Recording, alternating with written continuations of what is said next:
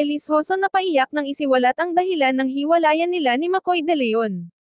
Ngayong araw nga lang July 25, 2025 isang nakakalungkot na balita nga ang siyang ibinahagi ng kapamilya actress na si Elise Hoson sa kanyang Instagram account ang di umano'y paghihiwalay nila ng aktor at dancer na si McCoy De Leon. Si Elise Hoson nga ay 29 years old na habang si McCoy De Leon naman ay 30 years old na at 1 year nga ang siyang gap ng aktor kay Elise at kasalukuyan namang may isa silang anak na babae at ito nga ay si Phyllis De Leon at ito nga ay 4 na taong gulang na ngayon. Kasunod nito isang video clip nga ni McCoy De Leon ang siyang ininsert ni Elise sa kanyang inihandang letter kung saan tumutugtog ng gitara ang aktor ng You Are My Sunshine bilang background music kasama ang mga masasayang araw nila kasama ang anak na si Phyllis.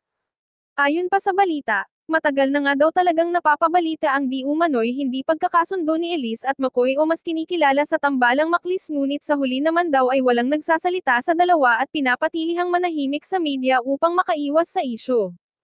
Unang speculation nga daw ay si Elise na nga lang daw ang di umano'y lumalaban sa pagmamahalan nila ni McCoy, dahil nga sa tutol ang pamilya ni Elise kay McCoy na siyang naging ugat at dahilan kung bakit lagi sila nitong nagbabangayan at nagkakaroon ng hindi pagkakaunawaan sa isa't isa.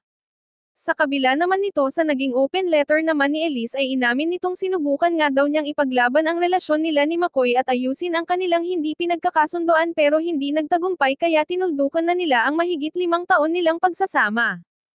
Ayon sa pahayag ni Elise, "My biggest dream in life has always been to build a family I could call mine. A home. That dream shaped us. It grounded us. And for all the beautiful 5 years, and more, that we were together, we held on to that dream with everything we had. We made that promise. To love, to fight, to stay. And truthfully, we both tried.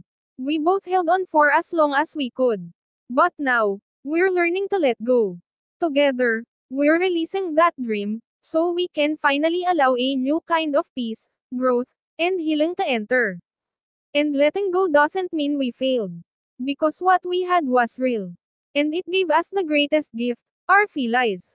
There are moments when she wraps her arms around us and says, 'My family belongs to me. And she will always be right. No matter how life changes, we will always belong to her. Her mommy, her daddy, her family. That will never ever change. We're sharing this to honor what was. To give space for healing. For both of us and for the lives we're choosing from here on. No need for speculations, no assumptions. This wasn't easy for either of us. We simply ask for kindness and respect as this story, and how it's remembered, may one day shape what our daughter believes about love, family, and letting go. Thank you for holding space for our story. This is us, stepping into a new chapter with love, respect, and no regrets. McCoy at Elise. Samantala tila sa pagkakataon na ito ay marami namang fans ng Maklis ang siyang nalulungkot at nabigla sa bigla ang pag-aanunsyo sa publiko ni Elise sa hiwalayan nila ni McCoy, ngunit tila nirerespeto naman daw nila ang naging desisyon ng dalawang ito na manahimik sa social media at sa huli nga daw ay susuportahan pa din nila ang mga ito kahit na separated na ang dalawa.